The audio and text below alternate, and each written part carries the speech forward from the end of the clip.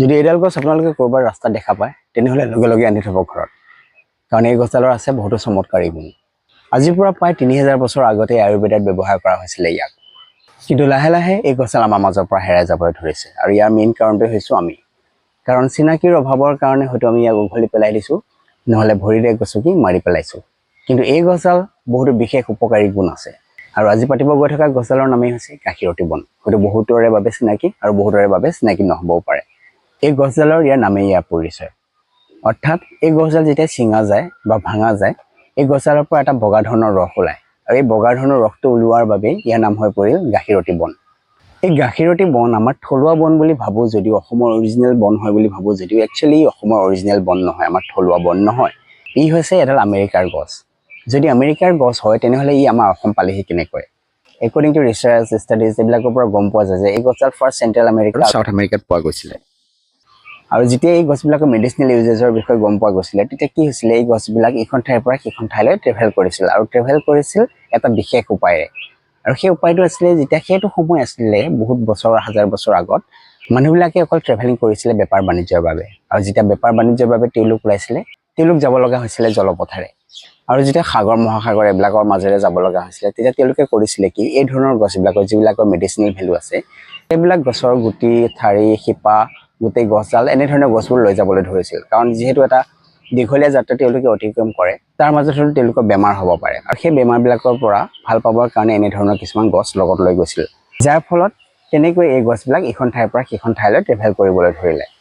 Scientifically এই গছডালৰ নাম হৈছে ইউফৰবিয়া হিৰ্টা, আৰু হিন্দীত ইয়াক কোৱা হয় দুধি, আৰু আমি অসমীয়াত কওঁ ইয়াক গাখীৰতী বন।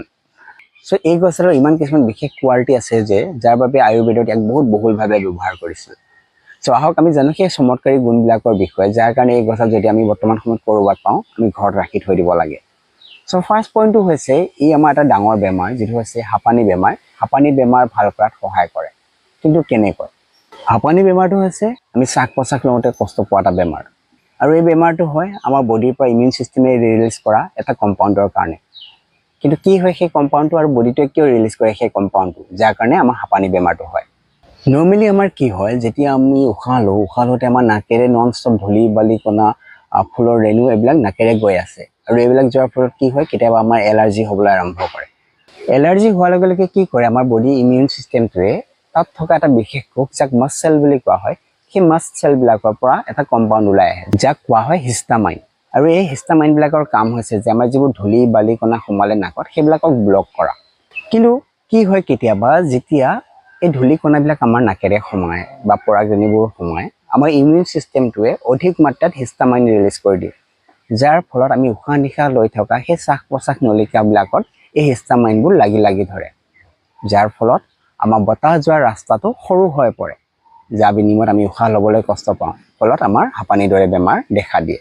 এতিয়া এই গাখীৰতী বনত থকা দুটামান বিশেষ কম্পাউণ্ড, যাক ফ্লেভিনয়েডছ বুলি কয়, আৰু এই ফ্লেভিনয়েডছবিলাকৰে দুটা বিশেষ কম্পাউণ্ড, এটা হৈছে কুৱেৰচেটিন আৰু এটা হৈছে কুৱেৰচাইট্ৰিন। তেনে ক্ষেত্ৰত এই যি দুটা কম্পাউণ্ড আছে গাখীৰতী বনডালত, সেই কম্পাউণ্ডটোৱে কি কৰে, সেই ইমিউন ছিষ্টেমত থকা বিশেষ কোষটো মাষ্ট চেল, তাৰ ওপৰত এটা প্ৰটেক্টিভ লেয়াৰ গঠন কৰে, যাৰ ফলত সেই চেলটো ফাটি হিষ্টামাইনবোৰ ওলাই আহিব নোৱাৰা হয়। ফলত আমাৰ শ্বাস প্ৰশ্বাস নলীবিলাকত সেই হিষ্টামাইনবোৰ লাগি নধৰে, আৰু আমি উশাহটো ভালকৈ ল'ব পৰা হৈ থাকোঁ। চ' এই দুটা বিশেষ কম্পাউণ্ডৰ বাবে আমাৰ হাঁপানীৰ দৰে বেমাৰ ভাল হয়, যদি আমি এই গাখীৰতী বনডাল হাৰ্বেল টি হিচাপে খাবলৈ পাৰোঁ।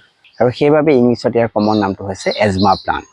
চ' নেক্সট পইণ্টটো হৈছে, ই আমাৰ পাচন তন্ত্ৰৰ কেইবাটা বেমাৰটো সহায়কাৰী, যেনেধৰণৰ ডিচেণ্ট্ৰি, ডায়েৰিয়া এনেধৰণৰ। যদি এগিলাচ পানীৰ লগত গাখীৰতী বনৰ ৰস এচামুচ মিলাই পেলাই খাবলৈ পৰা যায়, তেনেহ'লে এনেধৰণৰ বেমাৰবিলাকৰ পৰা আমি ভাল পাওঁ। কিন্তু চাইণ্টিফিকেলি এই কামটো হয় কেনেকৈ? কাৰণ অলৰেডি কৈছোঁ, এডাল গছত বহুতো কেমিকেল কম্পাউণ্ড থাকে, তাৰ বহুতো কম্পাউণ্ডে আমাৰ বহুতো কামত হেল্প কৰে। চ' এই গাখীৰতী গছডালত থকা সেই ফ্লেভিনয়েডছখিনি এই কামটো কৰে। চ' যিখিনি ফ্লেভিনয়েডছ আছে, সিহঁতে আমাৰ পাচন তন্ত্ৰৰ বা ইণ্টেষ্টাইনৰ সংকোচনটো কমাই দিয়ে, যাৰ ফলত আমাৰ সঘনাই লেট্ৰিন লগা, পেটৰ বিষ, পেটৰ কামোৰণি এইবোৰ ভাল হ'বলৈ আৰম্ভ কৰে। সেইবাবে ইয়াক তেনেধৰণৰ বেমাৰত ব্যৱহাৰ কৰা হৈছিলে। এই গাখীৰতী বনৰ সেই কিছুমান কোৱালিটি আছে, যিয়ে ডায়েৰিয়া বা ডিচেণ্ট্ৰি ভাল কৰিব পাৰে। থাৰ্ড পইণ্টটো হৈছে মহিলাসকলৰ বাবে, কাৰণ এই গাখীৰতী বনে প্ৰসূতিসকলৰ দুগ্ধ উৎপাদন ক্ষমতা বঢ়াই দিয়ে। কেতিয়াবা কি হয়, আফটাৰ গিভিং বাৰ্থ প্ৰসূতিসকলৰ দুগ্ধ উৎপাদন ক্ষমতাটো কমি যায় লাহে লাহে।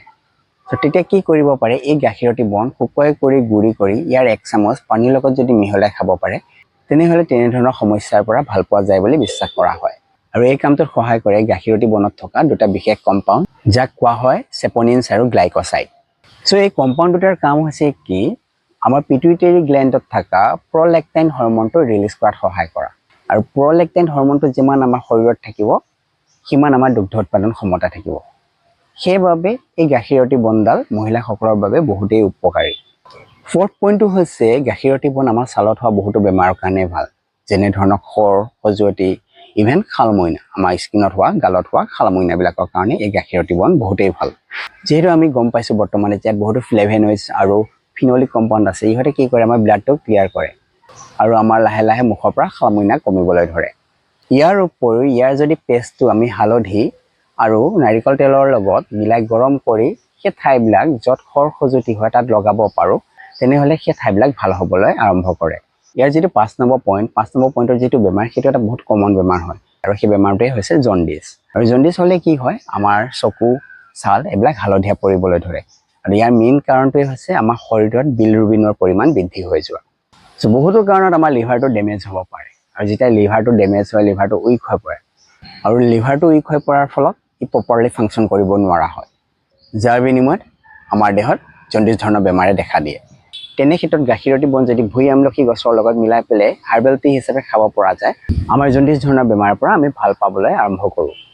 আৰু এইটো কামত হেল্প কৰে এই গছডালত থকা ট্ৰাইটাৰপেনইডছখিনিয়ে।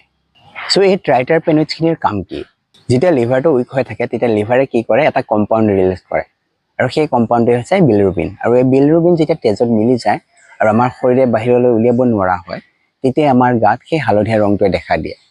চ' এই গছডালত থকা ট্ৰাইটাৰপেনইডছখিনিয়ে কৰে কি, আমাৰ লিভাৰৰ ওপৰত এটা লেয়াৰ, প্ৰটেক্টিভ লেয়াৰ বনাই দিয়ে, যাৰ বিনিময়ত সেই বিলিৰুবিনবিলাক লিভাৰৰ পৰা ওলাই আহি তেজত মিলিব নোৱাৰা হয়, যাৰ ফলত আমাৰ হালধীয়া ৰংটো কমিবলৈ আৰম্ভ কৰে আৰু আমি জণ্ডিছ ধৰণৰ বেমাৰৰ পৰা লাহে লাহে ভাল পাবলৈ আৰম্ভ কৰোঁ। চ' এই 5টা পইণ্ট আছিলে বিশেষ এনেকুৱা পইণ্ট যিটো পইণ্টৰ কাৰণে আমি এই গছডাল যিমান পাৰোঁ বচাই ৰাখিব লাগে, যিমান পাৰোঁ ঘৰত ৰাখিব লাগে। কিন্তু বৰ্তমানে আমি সকলো ইণ্টাৰেষ্টেড নহয় বাবে এই গছডাল লাহে লাহে আমাৰ মাজৰ পৰা হেৰাই যাবলৈ ধৰিছে। আৰু লগতে আৰু এটা কথা যে এই গছবিলাকৰ দিহাটো ঘৰত নিজে প্ৰয়োগ কৰাৰ আগতে এজন জনা শুনা মানুহৰ পৰামৰ্শ ল'বলৈ নাপাহৰিব, কাৰণ অলৰেডি কৈছোঁ এডাল গছত বহুতো বিশেষ বিশেষ কেমিকেল কম্পাউণ্ড থাকে, যিবোৰ হয়তো আমাৰ সকলোৰে কাৰণে চুইটেবল নহ'বও পাৰে। সেইবাবে আপোনালোকে এজন জনা শুনা মানুহৰ পৰামৰ্শ ল'বলৈ নাপাহৰিব। আৰু এয়া আছিলে আজিৰ ভিডিঅ'। যদি ভিডিঅ'টো চাই ভাল পালে দেন নিশ্চয় এটা লাইক, কমেণ্ট আৰু চেনেলটো ছাবস্ক্ৰাইব কৰিব নাপাহৰিব। আৰু যদি আপোনালোকৰ বিশেষ কিবা গছৰ বিষয়ে জানিব মন আছে দেন নিশ্চয় মোক তলত এটা কমেণ্টত জনাবলৈ নাপাহৰিব। আৰু এয়াই আছিল আজিৰ ভিডিঅ'। টিল দেন আমি লগ পাম আমাৰ এটা নেক্সট ভিডিঅ'ত।